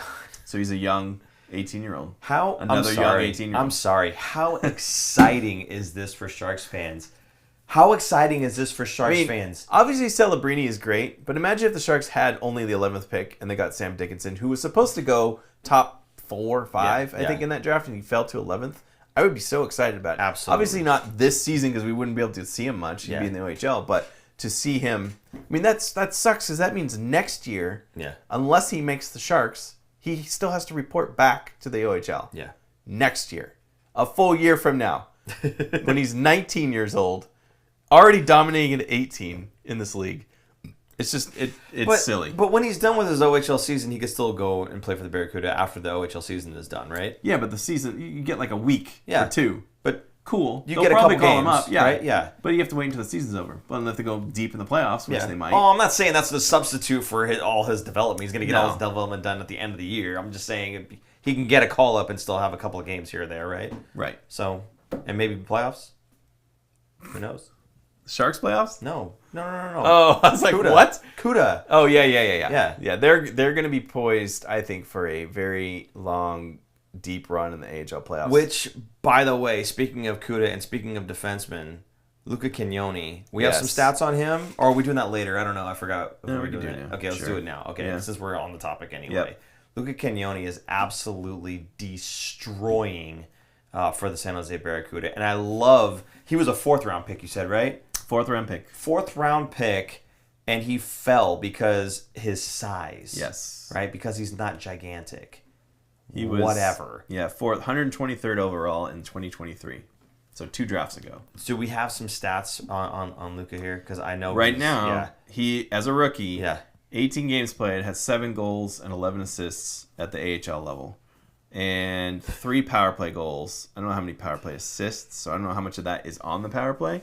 But at least 3 of his 7 goals came from the power play. Point per game from the blue line as a rookie for an undersized young rookie. This is a guy that was picked in the 4th round. Yeah, it's a guy who consistently beats the odds every level he gets to. Yeah. Everyone doubts him, and he proves them wrong every time. So I think this could be yet another steal in the draft by Mike Greer. Silky. Yeah, silky. Fantastic. Okay, moving on from that. What's next here? We did Calder Watch, right? So we are talking about... I wanted to bring up this Colorado-Nashville trade. I know we're a Shark show, but it's interesting because Aaron's linked Colorado to the San Jose Sharks for a potential trade for Mackenzie Blackwood. And obviously, Nashville is linked to San Jose because of the Askarov trade. Now, again, the things in common there, not just the teams, but the fact that we're talking about goaltending shuffling happening here. The interesting trade that happened, I think, Super Jason, we have either the tweet or the image. There you go. Colorado and Nashville swapped their goalies. So Justus, I don't know, Annunen gets swapped. Annunen gets swapped for Scott Wedgwood. Now, Scott Wedgwood was the backup. Dallas, right? Last year? I have no idea. For this season, Scott Wedgwood was the backup. Saros. Yes, to Saros in Nashville. And this is the guy that they signed. Now, again, Saros was the main reason Askarov left. Fine.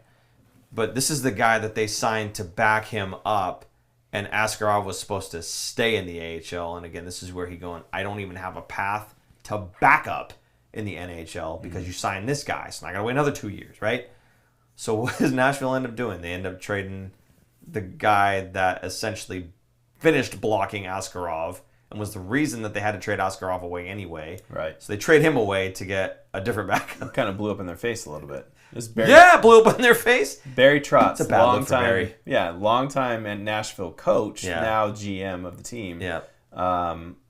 Another guy, kind of like Yzerman, who doesn't like off ice, even on ice antics kind of stuff, because they didn't like Askarov's kind of Did the push-up thing. attitude and the bench press. Yeah, the bench press, and he did something else. I thought putting the goal down, after a shutout. Stuff Yeah, like the goal that. is closed. Yeah. Yeah. Well, I guess he did that with the Barracuda, but he just does stuff. He's just not.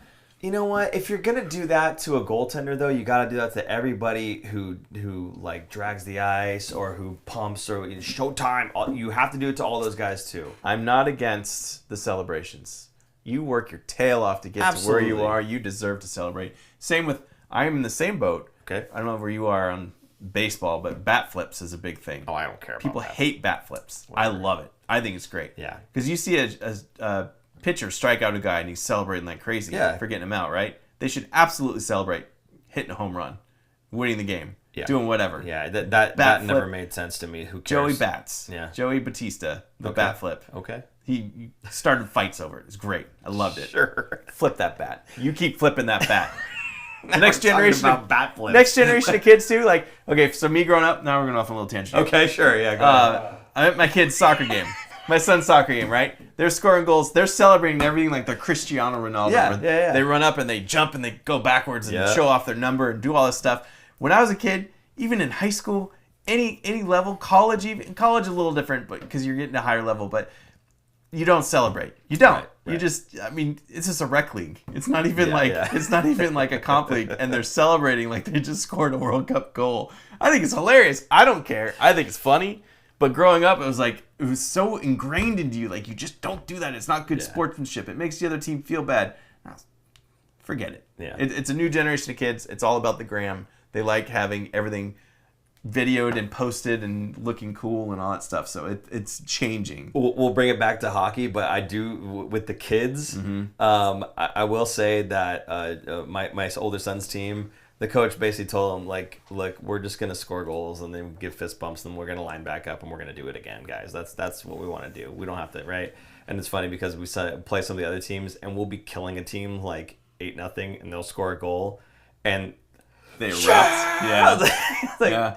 Okay, guys, just relax, to the point where in the younger age group, even for my younger son, the kid scores a goal and he's like, yeah, and I swear to God, the kid had nothing to do with the play on the same team, had nothing to do with his play. He was just on the ice. Yeah. He goes like, yeah, he's dragging his glove and I'm like, dude, I'm not even mad. That is hilarious. They're having fun. I'm glad that he's having fun. I'm glad that he's having fun. It's better than like losing 8-1 and they're crying. Like, Yes. that's worse. Yes. They should be having fun, and I'm glad that they find the humor and the fun in losing.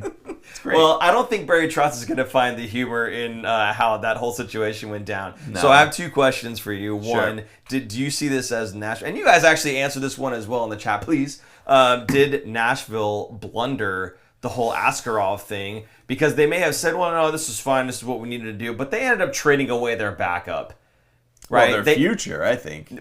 He's a future starter for sure. No. I'm sorry. Wedgwood. In Wedgwood. I'm sorry. They ended up trading away Wedgwood. Yes. If you were going to end up not having Wedgwood there, then you could have just had Askarov fill in. Also, that's my first question. Who they got is going to be eventually a starter in the league. He kind of already is with Colorado, but he's kind of the future. Was the future of Colorado, which is kind of an interesting move that they made here. So I don't think he's going to be like Askarov. He's not that highly touted, but he'd be like a 1A, 1B, kind of like a Blackwood, right? Like a guy who's reliable. You could start him in 40, 50 games, but you're not going to be 60, 70 game.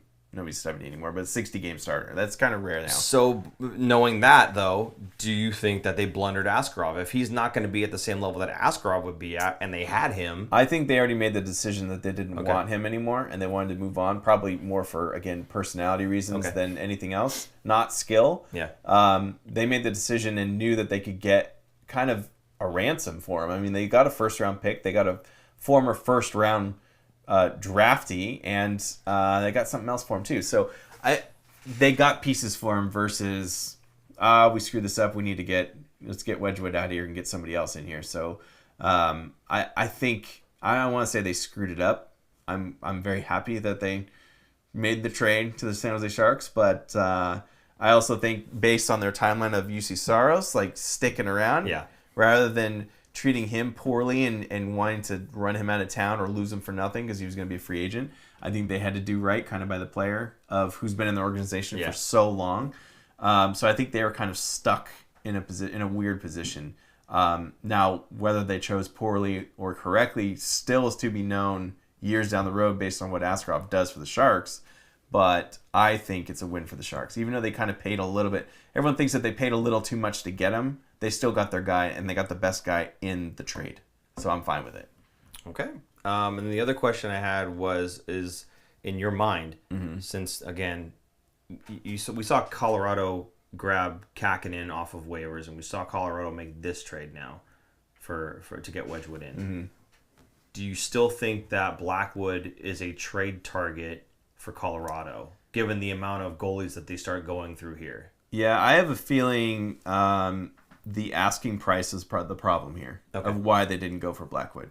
I think Greer's kind of holding a higher standard and wasn't giving in. That would be my guess. Okay. So, and instead of going after Blackwood, who could be the starter, they went after Wedgwood, who's a proven backup in a good way, not in a bad way. He's just not a guy that's going to lead your team. Right. Whereas Blackwood could take over as a starter position. It can get a little weird with him and Georgiev. Yeah. So I think it kind of helps solidify. It'll take Wedgwood's a good backup where you could play him, every 3 games versus every other game if it was with Blackwood. The asking price might have been just a little too high and out of reach. So I still think he's still tradable, like a marketable Blackwood to other teams, not just Colorado. So I still think he's going to get traded at some point. Okay. That was all I wanted to ask about that one. Were there any comments in there about this, by the way? Somebody feels strongly one way or the other about this whole thing? Again, I'm just happy that we ended up with Askarov here. So they blundered it. This is from I'm the Beat Plug 831. They blundered it from a goalie perspective, Nashville. But David Edstrom is tearing up the SHL, and they still got a first-round pick out of it. So, yeah, I think the Sharks kind of paid a little much for it, but I also think they had to because that was the market price, because other teams are probably offering. That was the best offer out there. So the Sharks made the best offer. Yeah. Was it the best in terms of winning a trade or losing a trade? No. It's just that was the market price of what it would take to get Askarov on the team. Right. So if it was only those 2 teams talking and, Askarov wasn't being shopped around to a bunch of teams, then I think the Sharks overpaid. But because that was the market price, I'm sure, or to beat, set the market, I think it's fine. It's fine. Edstrom kind of didn't really have a path to the Sharks because there's so many other players of his caliber in his way. And that first-round draft pick, Askarov was a first-round draft pick. Exactly. I'm okay with it. Yeah. So I'm still fine with the trade. Yeah. No, I'm fine with the trade, too. Yeah. I'm totally happy with the trade. Call him Blunderberry. Blunderberry. Yeah. Barry Trotz. Okay, moving on now. Thanksgiving, generally we say Thanksgiving is a good stopping point to kind of see where the standings are and who's where and kind of where the chips are going to fall, et cetera, et cetera. I cannot help but notice, and actually Nick, HBK150, thank you for bringing this up because I didn't really even think to look. The Sharks, 4 points out of 8th in the West. Yeah. 4 points out of a playoff spot. 4 points away. Granted. 4 points away, we might say, from bubble area. To be fair. They have also played the most games. I know they played the most games. Stop raining on my parade. Points percentage-wise. Okay. They've gotten better. They have. But they're still... Oh, they're an 8th out of 10th. Oh. In the wild card race. Are they? Yeah. How many of those games did Macklin Celebrini miss? Several. 8? Several. 7? 8? I always forget. 8? I think it was like 8. Something like that. Yeah. Okay. My point is, with him back in the lineup, we are undoubtedly a better team. So I think that there will be a market correction. There you go. How dare you steal my words? I didn't steal it. I'm borrowing it. Okay, I'm borrowing it, people. Yeah, I think there's going to be a bit of a market correction, to use your term, as the season goes on. I think the Sharks are going to get a little bit better than what that points percentage suggests. So it's interesting that even in just the first quarter of the season, where Macklin missed about a quarter of the games, or a third of the games, we'll say, that the Sharks are still close into that conversation of being on that bubble. Now, I'm not saying that that's where they're going to end necessarily, but if they do end there, I told you so, okay? If they end up there, I told you so. Because even, remember at the beginning of the season, I was saying, I'm kind of thinking that maybe this season they might even be a bubble team. And everybody, no, Paul, you're wrong, no. And I'm saying if we're taking Thanksgiving break as an indication, we're close. Go ahead. What does Peter St. John say? Peter St. John, I think there will be a market correction after this week when we face better teams. It's enough out of you, Peter St. John. I agree. Ottawa's a good team. Ottawa's a team. Okay. That are right above us in the standings of overall. They're above us in the standings. That's what I heard. Seattle is another team that is the next team above Ottawa. And the Kings were a good team. They're up there. But, yeah. We're catching our groove. We'll see. Now, to me, the surprise, I'm sorting everything in the league by points percentage-wise. There's 3 teams below the Sharks. Okay. Nashville, which I think is a shocker. They're just... Because they won the free agency of signing Stamkos and... was it Marchessault and somebody else? Like, they looked... On paper, they looked like they were going to be a great team. Montreal Canadiens doesn't surprise me. They're just kind of not quite there. Yeah. And Chicago, I always thought the Sharks were just in a better position than Chicago is. You got to read that one. Give Peter the 1-show suspension. But yeah, they're right there with Ottawa, Seattle. Pittsburgh's another one that's kind of a shocker. It's kind of like they remind me of the Sharks of 2019, 2020, where they're just hanging on. And it was kind of like oh man, they kind of fell off a cliff. Like, I'm surprised because they're still good players there, but just can't quite get there. Detroit's another one that just seems like a perpetual rebuild, almost like Buffalo. Yeah. Which is funny because they're not too far behind Buffalo. So, I think the Sharks are where I thought they would be, not the bottom 3, and they're number 4. So, but they are getting better. They definitely are better with a better team with Celebrini. Yep. Right before Celebrini returned, that week is when they started to turn around and start winning games in the beginning of the season. Oh, he missed 12 games. So that week before he came back, in the very end of October, he came back in the beginning of November. The Sharks were just kind of putting it together finally and winning because they were on a losing streak again of 10 or something, or not. Yeah, they set a record, right? No team has lost the first 10 games in the seasons, back-to-back seasons. Yeah. Remember that? Yes. That was so long ago. Yeah. And that was a much different team than this team now that we see with a healthy Celebrini. Yeah. Anyway, my point is I believe there's a market correction. They are obviously on a much better pace than they were earlier in the season, but I think, I still think they're going to get better. I still don't think they're going to be a playoff team. I don't think they're going to be a playoff team, but I'm telling you, I feel like they're going to be a little bit closer to bubble than people give them credit for. And it's honestly, and I know it's drinking that Kool-Aid fine. Honestly, it's because of Macklin. Without this kid playing the way that he's playing, and again, points are great, and I am making a reference to Will Smith here, but Macklin plays the game the right way with and without the puck. He's doing all the right things physically. He's separating guys from pucks. He's hunting people down. He's not swinging his stick around and hoping and praying like some 10-year-olds do. And other players on this team. I knew it. I'm just saying. Anyway, we're not going to go down that path. What we are going to say, though, is that the Sharks currently sit in 4th in the West when it comes to goals for, which is surprising. Because of the market correction of this week? Sure. Also, they played more games? Sure. And they had 12 games, like I said, without their arguably best player, right? And Granlund was injured, too, and he's coming back from injury, too. So, come on now. I think they're a better team than we give them credit for. That's all I'm saying. In terms of goals against, they are the worst in the West when it comes to goals against, though. So there is that. Okay, fine. They are 500 at home was the other point I want to make, which you couldn't say that for the past couple seasons, being 500 at home for this club. Speaking of Colorado and how bad they are, or how bad their goaltending is, okay. The Sharks have 96 goals against. Colorado has 93 with 2 games to go. So they might have worse goals against than the Sharks. Yeah. As bad as the Sharks goalies are. That's how bad Colorado's goalies are. Wedgwood's not going to do it, Colorado. Sorry. It's just not. That's not the answer. I wouldn't be surprised if they do trade. I think part of the problem is Georgiev. He's not a good goalie. Georgiev. I think it's how you say it. He's kind of unmovable. Okay. Because of his contract. Okay. Peter St. John, by the way, says Aaron may be joining me in a one-show suspension.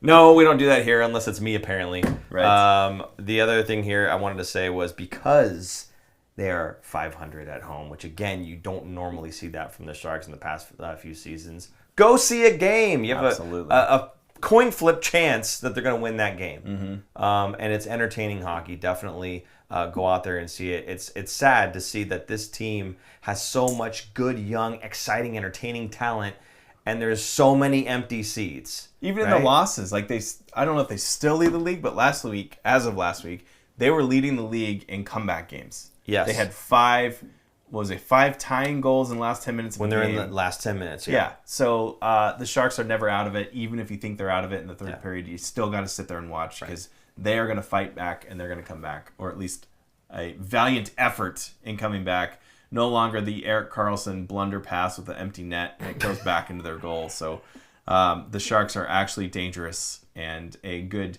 scoring team. They just need to minimize the simple mistakes. Yes. Simplify their game in the back end. I think that is kind of the key for them to have more success. They need to stop losing the puck by getting bumped very easily on the wall and causing turnovers. They need to stop swinging their stick around. And they could probably do a better job of flipping the puck to areas where it's not a 50-50 puck battle. Just totally general bits of advice there. I'm going to buy you a Will Smith jersey now. Jeez, man.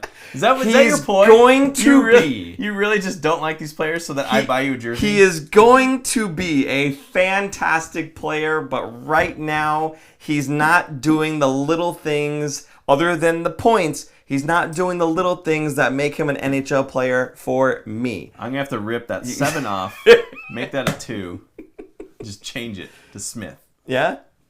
If it's 7, it'll be 23. Yeah. No. Change. Whatever. Okay, yeah, anyway. Okay. We do have upcoming games, of course.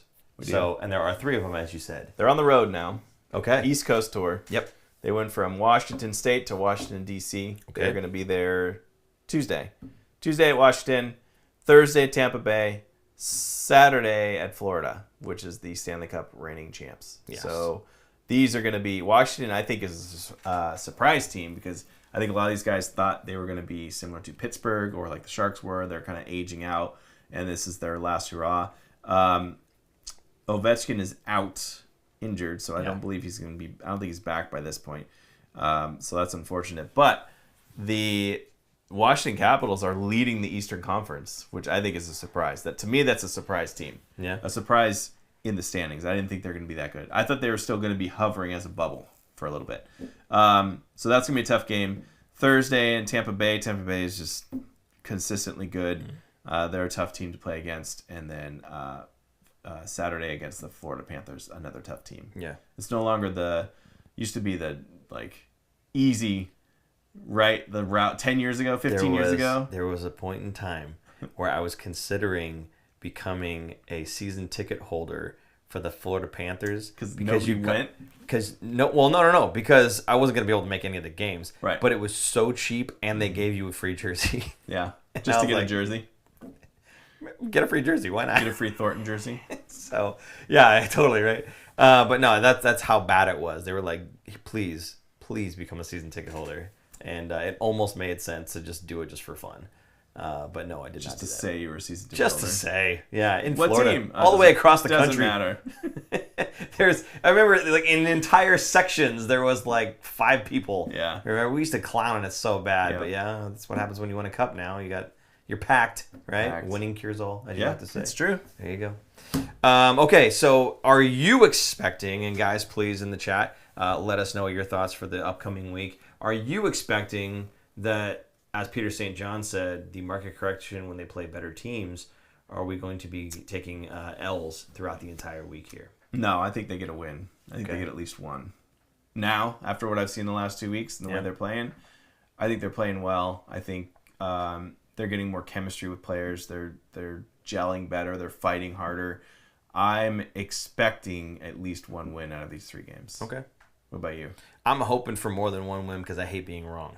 I would love, and it happens very, very rarely. But no, I would love to see them beat Tampa because of those teams, it seemed like Tampa was kind of the lower one on the totem pole there. So I'd love to see them beat a team that I feel could be at their level if they were really firing on all cylinders. And again, if I see them as a potential bubble team even this season, this would be the type of team that they should be able to match up well against, right? Because they didn't look like they were that high up in the East. So hopefully they can take on the Tampa Bay Lightning. And they don't have Stamkos anymore. He went to Nashville too, so that's just one less guy to worry about. But yeah, still a lot of guys to worry about. Oh no, I know there's a lot, but that's just one less, right? So, yeah. But yeah, I would love to see them take that game.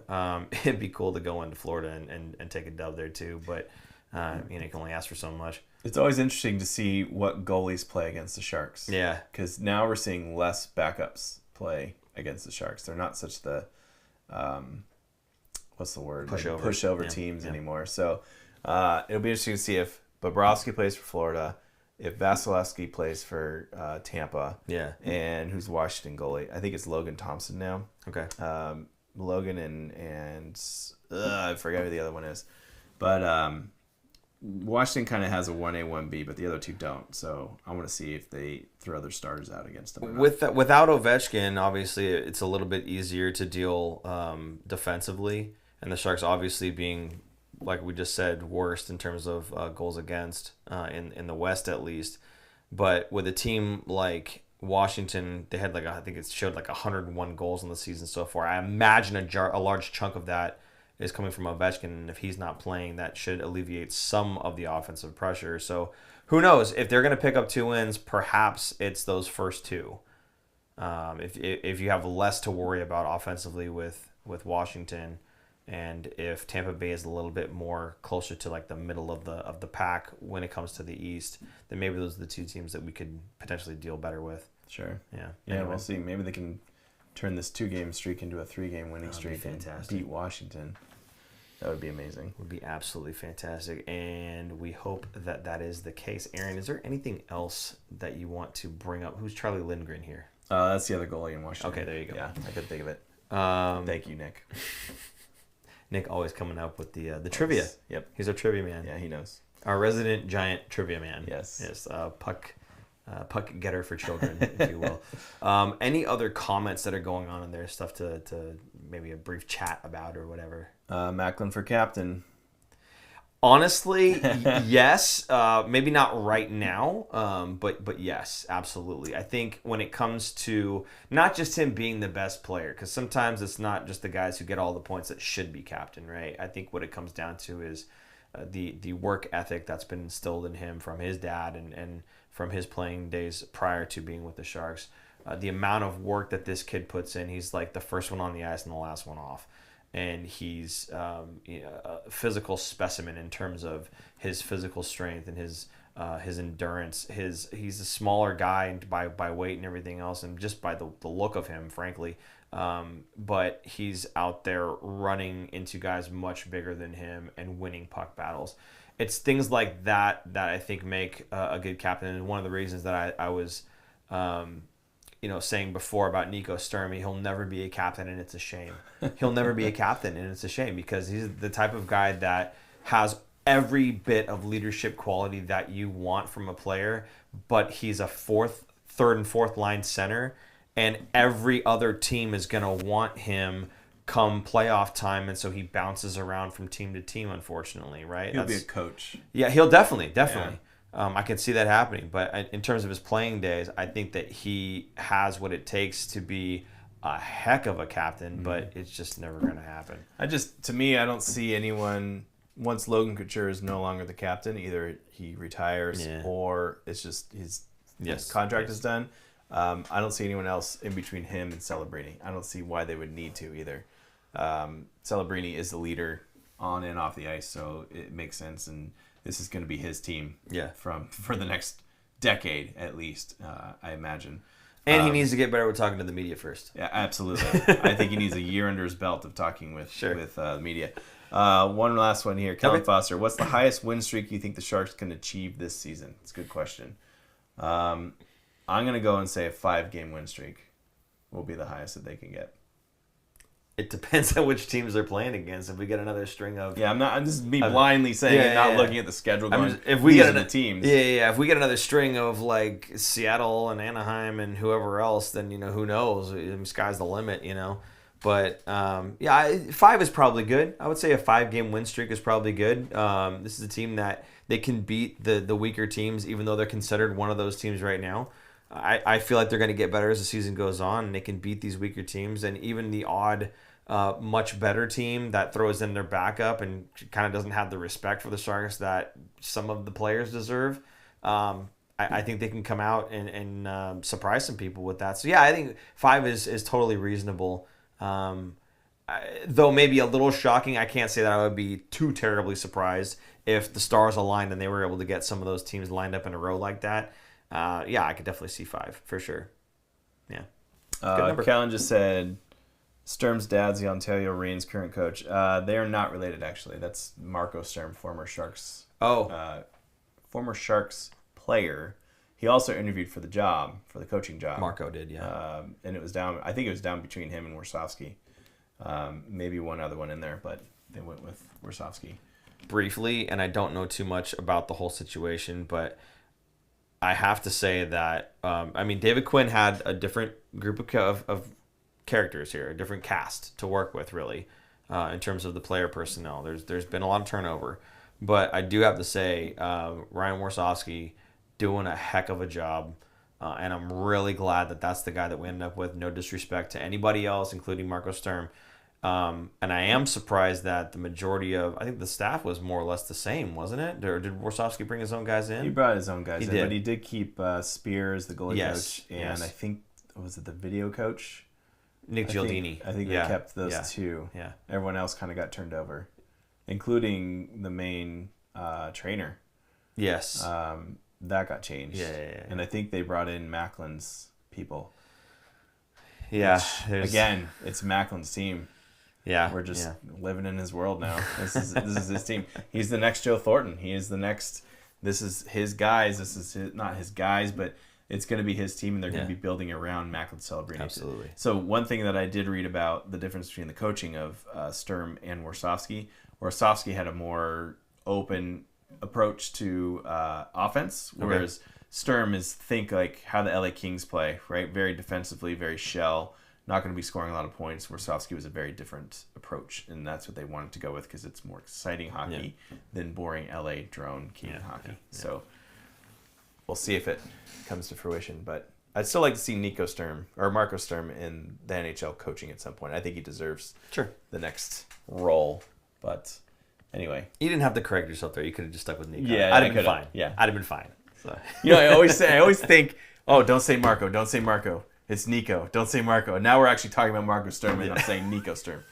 Ugh. Names elude me sometimes. Fantastic. Okay, I think that's pretty much it for the show then. Yeah. Right? It's a short one. Yeah. Just over an hour and a half. So you good over there? Yeah? He's always falling asleep. Okay, guys. Hey, I just want to say again, thank you guys so much for tuning in. We had a couple super chats tonight. Do appreciate that. It really does go a long way to help support the show. As you can see, the green lights go on because of you guys. So thank you. If not for the super chats, we wouldn't even have lights here. So thank you guys for helping support the show that way. You can also do that with Venmo at The Fin Factor. As well as going to thefinfactor.com, checking out any of the merch we have for sale. It's a great way to support the show and get something in return. It does help us out quite a lot, but the best way, of course, just share us out. Get us out there to as many friends and family as you can, and get them in the chat here, talking with you guys, talking with us. It's a lot more fun when the conversation's flowing. So we appreciate you guys doing all that. Aaron, do you have any last anything to say? No, if you're making the jump to Blue Sky, find us on there. And we also have a Sharks feed that we created. So similar to Twitter, it's kind of like works like a hashtag, but you have like your home feed, but you can make another feed of just Shark stuff, which is cool. So it picks up anyone that writes San Jose Sharks, SJ Sharks, the hashtag. The future is teal, and I think I've even put Celebrini in there. So if anyone mentions Celebrini, it's in there. So. Nice. That is all set up to go, and it makes it easy. And so far, I think we already have like 40 plus people follow it right now. So that's what I use a lot, and it's easy to follow and find other like-minded Sharks fans that are out there on Blue Sky. Okay. Peter St. John says, "Hey, Paul, I ordered my Fin Factor waterbed with what? Molly Bendham? I don't know what Molly Bendham is. I know you use voice to text. But, when will it ship? Super Producer Jason, when does the bed ship?" Once the Molly Bendham is in stock. We don't know what that is, buddy. I'm sorry. Okay, guys, again, we do appreciate you once again. It's always a great time. So for Super Producer Jason, I'm Paul. I'm Aaron. And we will see you guys next week with at least one dub, baby. Let's go. 5-game win streak. It could happen. It could. Bye-bye. Bye. Thanks for tuning in. If you like this episode, check out our other content, especially interviews. You can interact with us directly through social media at The Fin Factor and on Instagram at Fin Factor. And don't forget to join our live streams on YouTube. Visit our website at thefinfactor.com, where you'll find all of our episodes as videos or podcasts.